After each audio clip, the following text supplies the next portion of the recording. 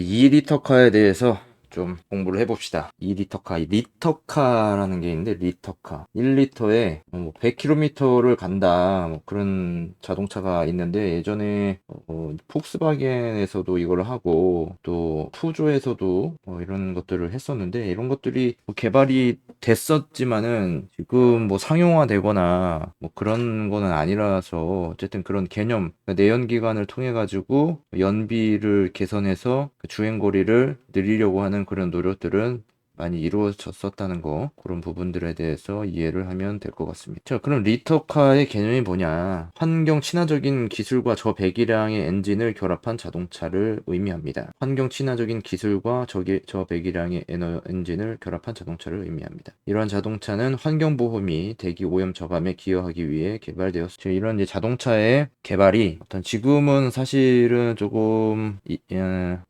제조사의 입장에서는 이 자동차를 만드는 것이 어떤 디자인의 그 비중이 굉장히 커져 있죠. 지금 디자인의 비중이 크고, 그 다음으로는 어떤 이제 내연기관의 성능, 그러니까 퍼포먼스적인 측면에가 관심이 있는 거죠. 그러니까 기능적, 그리고 성능을 좀 더 우선시 해야 되겠지만은, 이제 성능, 이런 것들을 중요시 본다. 성능이 아무리 뛰어나도 디자인이 마음에 들지 않으면은, 이거는 이제 구매가 이루어질 수 없는 거기 때문에, 그러니까 상업적인 제조사 입장에서는 어떤 사람들의 이목을 끌 수 있고, 사람들의 어떤 욕구, 니즈, 이런 거를 충족시켜 줄 수 있는 그런 자동차가 필요하다. 그런데 이 정부나 혹은 국가나 어떤 제도적으로 봤을 때는 이 자동차의 개발이나 그런 것들은 환경 보호를 중요시 해야 한다. 환경 보호. 그래서 어떤 규제, 뭐 그런 것들을 이제 만들어내 가지고 이 규제 안에 들어오도록 해야 된다라는 그런 이제 법을 만들게 되는 거예요. 규제에서도 특히 이제 배출가스에 관한 거, 이 배출가스는 이제 대기 오염하고 관련이 돼 있는 거죠. 대기 오염과 관련이 돼 있기 때문에 대기를 오염시키는 물질을 저감하는 저감 장치의 발달로 이어지게 되는 거죠. 어쨌든 이 제조사는 정부나 국가의 정책이나 규제를 따라가야 되는 게 이제 맞으니까. 어쩔 수가 없어요. 그래서 뭐 최대의 어떤 권력을 가진 입장이기 때문에. 근데 어떤 이제 국가 기반 산업이기 때문에, 정부나 국가가 뭐 무조건적으로 이런 그 제조사의 어떤 판매나 영업 행위를 방해할 수 없다. 왜냐면 국가의 어떤 기반 산업이기 때문에, 어떤 수출을 한다거나 어떤 그 자동차 산업을 통해서 어떤 그 사회가 산업이 돌아가고 있는 거기 때문에 무조건적으로 규제할 수는 없다. 특히 기술력이 없는 상태에서의 무조건적인 규제는 오히려 그 산업을 위축시키고, 그 제조사로 하여금 어떤 사업을 하는데 그 의욕을 떨어뜨릴 수도 있다는 그런 점이 있을 수 있겠죠. 그래서 우리 한국 같은 경우에는 사실 국내 제조사라고 하자면은 뭐 현대 기아가 있는데, 이들 자동차 회사들이 사실 내연기관을 개발하고 연구하고 개발할 수 있는 그 능력이 사실 선진국에 비해서 좀 떨어지는 편이다. 그것은 뭐 그냥 누구라도 쉽게 알 수 있는 거예요. 뭐 남의 기술을 가져다 쓰고 벤치마킹하고 그래가지고 엔진을 만들긴 만드는데, 뭐 결함이라든지 그런 것들이 너무 많이 나오니까. 또 이제 오염물질에 대해서도 뭐 디젤 자동차에 관해서도 뭐 유로 6가 적용되는 그 차량들 같은 경우도 뭐 SCR이라든지 뭐 그런데 저감 장치의 어떤 채택이라든지 그런 기술의 그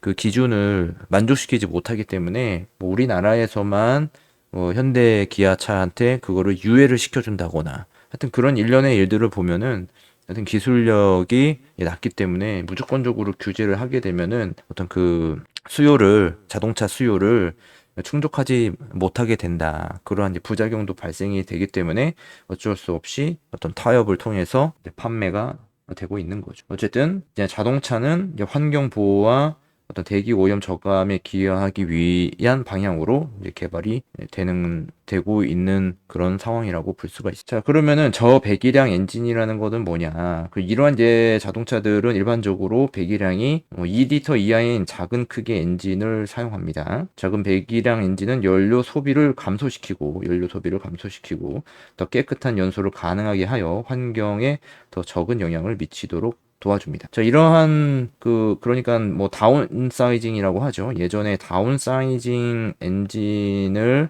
이렇게 이제 개발하고 있는데, 사실 이제 다운사이징 엔진이라고 하면은 그 패러다임은 아직 변화하지 않았다고 봐요.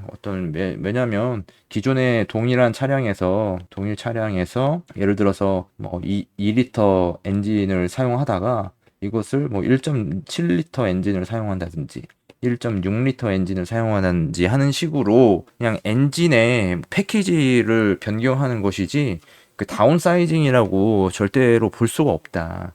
그냥 패키징의 변화일 뿐이지 이것을 다운사이징이라고 볼 수가 없다. 어떤 기존의 어떤 패러다임, 그러니까는 이러함에도 불구하고 기존에 사용하던 방식을 넘어서서 더 이 배기량을 줄이면서도 성능은 뭐 높아지지는 않더라도 그 현상은 유지될수록 할 수 있는 거, 그것이 사실 어쩌면은 기술력이 될 수도 있어요. 그런데 이제 안타깝게도 지금 이제 뭐 전기차로 뭐 가야 한다는 그러한 중요한 이슈를 가지고 있는 상황에서 어떤 국내 기업에서는 엔진 개발을 그동안에 해오지 않아가지고 뭐 나름대로 뭐 해오긴 해왔지만은 그 한계에 부딪혔죠. 그래서 어떤 이제 전기차로 이제 가려고 하지만은 사실 전기차도 한계가 있다, 문제가 있다. 어떤 이제 충전이라든지 에너지를 저장하는 기술이라든지 그런 것들이 계속 개발이 돼야 되는데 지금은 좀 약간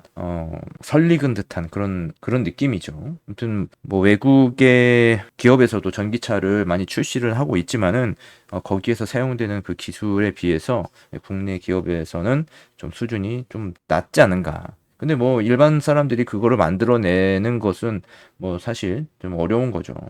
하지만 이 다운사이징 기술은 지금 뭐 하고 있죠. 하고 있는데 최근에 나온 차량들도 있는데 뭐 이미 오래전부터 연구 개발이 돼가지고 그것을 이제 성능 시험을 통해 가지고 이것이 양산을 해도 된다라는 그런 합리적인 선택에 의해서 지금 양산차에 장착이 돼서 이렇게 출시가 되고 있는데, 이미 오래전부터 개발이 된 거죠. 그러니까 1.2리터 이제 터보 엔진이라든지 뭐 그런 엔진들이 이런 이제 성능을 유지하면서 또 연비도 유지하면서 배출가스도 감소시키는 그러한 엔진들이 많이 이제 사용이 되고 있고 앞으로 더 확대될 것으로 보여요. 하지만은 이것은 사실 외국 기업에 지나지 않습니다. 국내 기업에서는 이거를 하지 않죠. 왜냐면은 국내 소비자들이 어떤 고정관념이 있기 때문에 이러한 엔진이 뭐 제 성능을 발휘할 수 있느냐 뭐 그러한 의심을 하고, 또 뭐 큰 차라든지 배기량이 높은 차를 뭐 선호하는 그 선호의 어떤 기준이 뭐 정확하지는 않아요.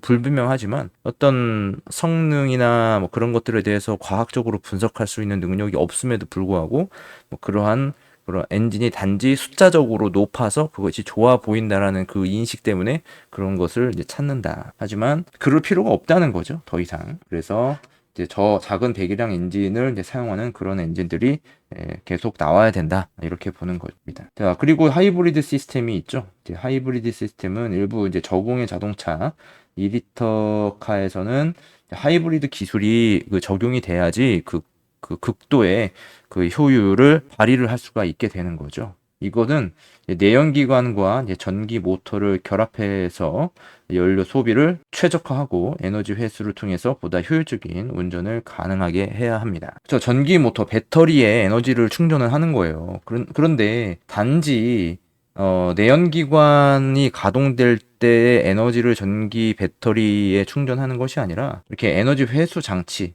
특히 여기서 예를 들 수 있는 것은 회생 제동 장치라고 하는 것이 있죠.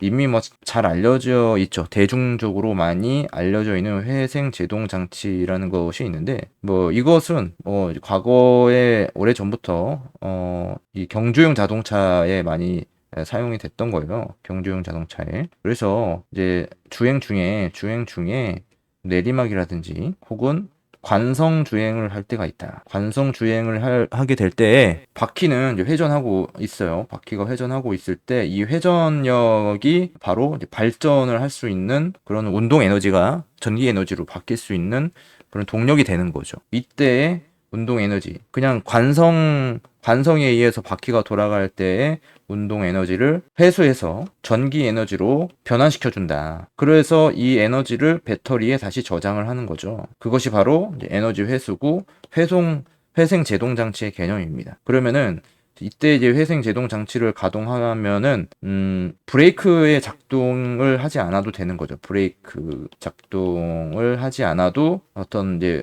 이 전기 에너지로 바뀜으로 인해 가지고 자연적으로 부하를 갖기 때문에 이 부하에 의해서 자동차가 멈추게 되는 거죠. 그래서 갑작스러운 급정지가 아니라 서서히 멈추게 되는 그러한 상태를 볼 수가 있는 겁니다. 그러면은 이 브레이크를 작동하지 않았을 때의 영향은 어떤 브레이크 패드나 뭐 드럼이나 혹은 디스크 뭐 이런 것들의 마모량을 감소시키니까 내구성이 수명이 올라가는 거죠. 내구성보다도 수명이 높아지는 그런 영향을 받을 수가 있습니다. 그러면은 또 패드의 마모에 의해 가지고 생기는 분진이라든지 뭐 이런 것들도 대기 환경에 또 좋은 긍정적인 영향을 미칠 수가 있겠죠. 아예 사용을 하지 않으면은 좋은 건데 그래도 분진이 더 발생되지 않는다면 그거는 긍정적인 영향이라고 볼 수가 있습니다. 그래서 이 하이브리드 시스템이 적용이 돼야 되는 겁니다. 리터카에는 볼게요. 자, 다음에 이제 플러그인 하이브리드라는 개념을 또 넣으면 되겠죠. 일부 차량은 외부 전원 충전을 통해서 배터리를 충전할 수 있는 플러그인 하이브리드 시스템을 갖추고 있습니다. 그죠? 말 그대로입니다. 외부의 전원을 통해서 배터리를 충전할 수가 있게 되는 거죠. 기존의 그냥 하이브리드는 내연기관의 동력을 이용해서 배터리를 충전하게 되는 거예요. 그렇기 때문에 이 충전하는데 그냥 오로지 석유 에너지를 사용하는 거죠. 과연 그것이 이제 친환경적일 수 있냐에 대해서 다시 생각해 볼 수 있는 겁니다. 근데 이제 플러그인 하이브리드는 전기 에너지로만 자동차를 주행할 수가 있고 배터리가 다 소모가 됐을 때는 외부 전원을 통해서 배터리만 충전을 하게 되는 거죠. 그러면은 뭐 큰 동력이 필요하지 않는다거나 단거리만 주행했을 경우에는 내연기관 장치를 사용하지 않고도 계속 운행할 수 있게 된다는 그런 장점이 있는 겁니다. 그래서 이런 플러그인 하이브리드 시스템을 통해서 어떤 효율성을 극대화할 수가 있게 되는 거죠. 그래서 전기 모두 주행거리가 증가해서 영향력 있는 주행 시간을 보장하면서도 내연기관에 의존하지 않을 수 있습니다. 내연기관을 아예 사용하지 않고도 운행할 수 있다. 근데 여기에는 이제 단점이 있죠. 내연기관을 사용하지 않음에도 내연기관을 가지고 있어야 된다면 이것은 총 중량의 증가를 가져옵니다. 그리고 부품 수도 많아지겠죠. 어떤 최적화하는데 호환성이라든지 그런 문제도 생길 가능성이 있어요. 그러니까 수리 비용이 높은 거죠. 수리 단가가 높다. 이런 것들이 이제 단점이 될 수가 있습니다. 그래도 이제 장점은 뭐 유사시에 배터리가 방전이 됐을 경우에 내연기관을 작동해서 운행이 가능하기 때문에 뭐 장거리 운행도 가능하고 별도의 충전 없이도 계속 운행을 할 수 있다는 그런 장점이 있겠죠.